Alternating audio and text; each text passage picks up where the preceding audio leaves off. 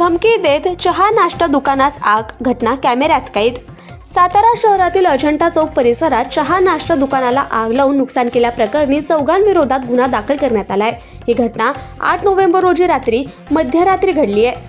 शंभू जगन्नाथ भोसले वय 27, व्यवसाय चहा नाश्ता दुकान यांनी सातारा शहर पोलीस ठाण्यात फिर्याद दिली आहे। फिर्यादीनुसार दाद्या पवार, सुजल जाधव आणि इतर 2 जणांनी भोसले यांना 6 नोव्हेंबर रोजी रात्री 9:30 वाजता 15,000 रुपये दे, नाहीतर तुला खल्लास करून टाकीन, तुझे दुकान जाळून टाकीन अशी धमकी दिली होती। पैसे न दिल्याचा राग मनात धरून 8 नोव्हेंबर रोजी मध्यरात्री 3 वाजता अजंठा चौक येथील शिवशंभू आईस्क्रीम पार्लर आणि चहा नाश्ता दुकानाला आग लावण्यात आली। यावेळी दुकानात असलेल्या शंभू भोसले यांनी विरोध केल्यावर आरोपींनी त्यांना मारहाण केली। तसेच सुजल जाधव याने त्यांच्या खिशातील 3,000 रुपये काढून घेतले। या घटनेत अंदाजे 2 लाख रुपयांचं नुकसान झालंय।